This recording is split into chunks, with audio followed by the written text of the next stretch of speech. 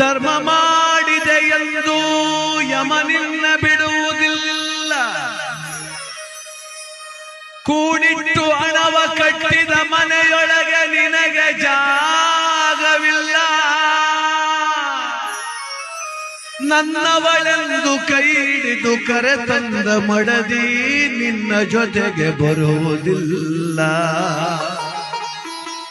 ಮುದ್ದಾಡಿ ಸಾಕಿದ ಮಕ್ಕಳು ನಿನ್ನ ಜೊತೆ ಬರುವರಲ್ಲ. ಪಟ್ಟೆ ಪೀತಾಂಬರ ವಸ್ತ್ರಗಳು ಪೆಟ್ಟಿಗೆಯಲ್ಲಿ ಕೂಡಿಟ್ಟವಲ್ಲ. ಜೀವ ನೀನೋಗುವಾಗ ನಿನ್ನವರ ಕಣ್ಣೀರೊಂದೇ ನೀ ಕಾಡಬೇಕಲ್ಲ.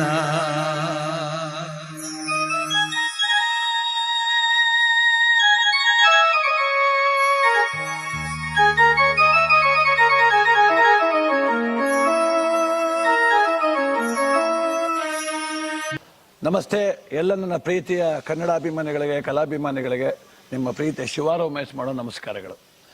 ಈ ದಿವಸ ದೂರದ ಕೋಲಾರದಿಂದ ಬಂದು ಈ ಕಲಾವಿದನನ್ನು ನಿಮಗೆ ಪರಿಚಯ ಮಾಡೋ ಪ್ರಯತ್ನವನ್ನು ನಮ್ಮ ಐಡಿಯಾ ಕನ್ನಡ ನ್ಯೂಸ್ ಚಾನಲ್ನ ಕೋಲಾರದ ಮಂಜು ಅವರು, ಐಡಿಯಾ ಮಂಜು ಅವರು, ಹಾಗೆ ಕ್ಯಾಮ್ರಾಮನ್ ಸುಬ್ರಹ್ಮಣ್ಯ ಅವರು ಬಂದಿದ್ದಾರೆ.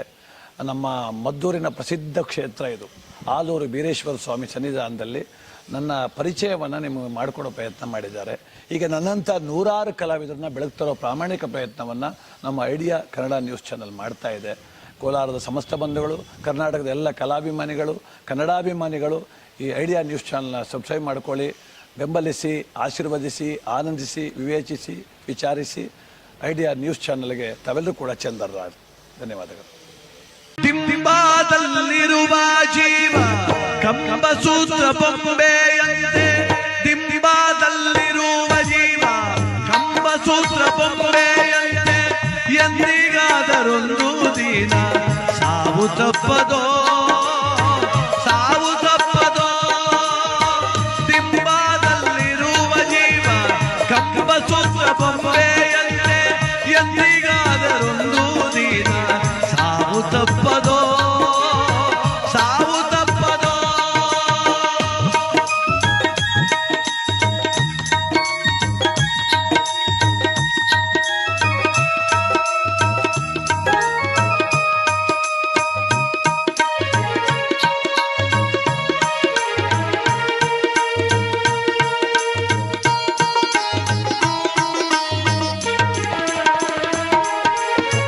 ಹುಟ್ಟುತ್ತೇನು ತರಲಿಲ್ಲ, ಸಾಯುತ್ತೇನು ಒಯ್ಯಲಿಲ್ಲ.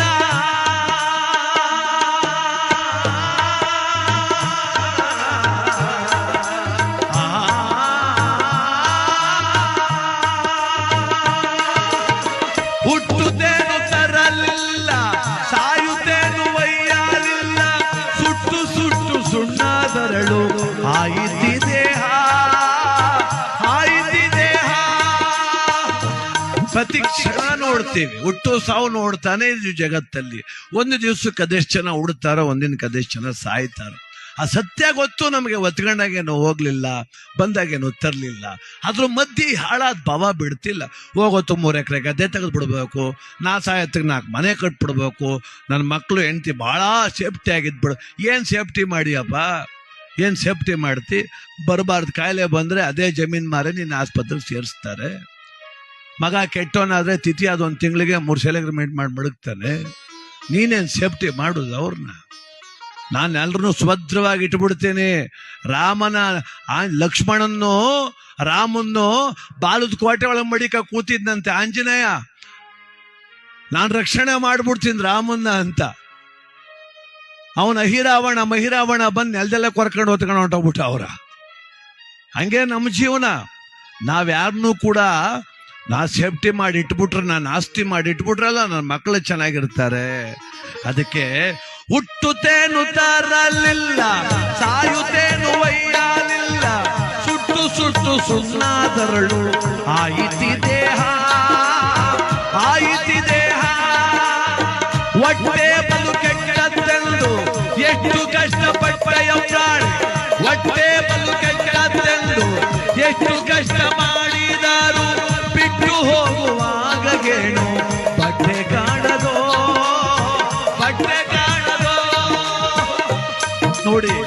ವೆಂಕಟೇಶಣ್ಣ ಕೂಡಿಟ್ರು ಅಣ್ಣ ಅಂತ 5,000 ಕೈ ಕೊಟ್ಟು ಕಳ್ಸಿವ. ವಸ್ತೊಂದು ಬಟ್ಟೆ ಉಡ್ಸ್ಬಿಟ್ಟು ಅರ್ಧ ಹಾಕ್ಬಿಟ್ಟು ಕಳ್ಸಿರೋದು ನಾವು. ಬಿಟ್ಟು ಹೋಗುವಾಗ ಗೇಣು ಬಟ್ಟೆ ಕಾಣೋದು, 1 ಗ್ರಾಮ್ ಚಿನ್ನ ಬಿಡೋದಿಲ್ಲ ದೇಹದ ಮೇಲೆ. ನಮ್ಮ ಸ್ನೇಹಿತ ನೆಂಟಿ ತುರೋಗ್ಬಿಟ್ಟಿದ್ಲು ಮೊನ್ನೆ.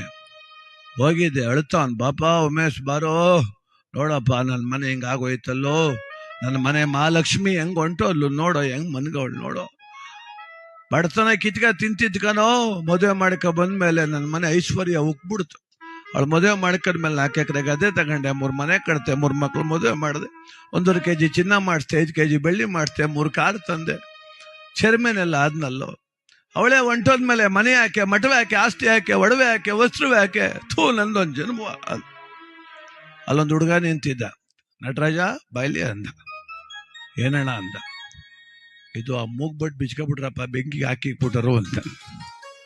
ಮನೆ ಮಠ ಏನು ಬೇಡವಂತೆ, 3 ಗ್ರಾಮ್ ಚಿನ್ನ ಬೇಯಿಸ್ಬಿಡ್ತಾರೆ ಅಂತ ಯೋಚನೆ ಬಂದು ಕೂತ್ಗೆ ಮ್ಯಾಕೆ ನಮ್ಮ ಜೀವನ.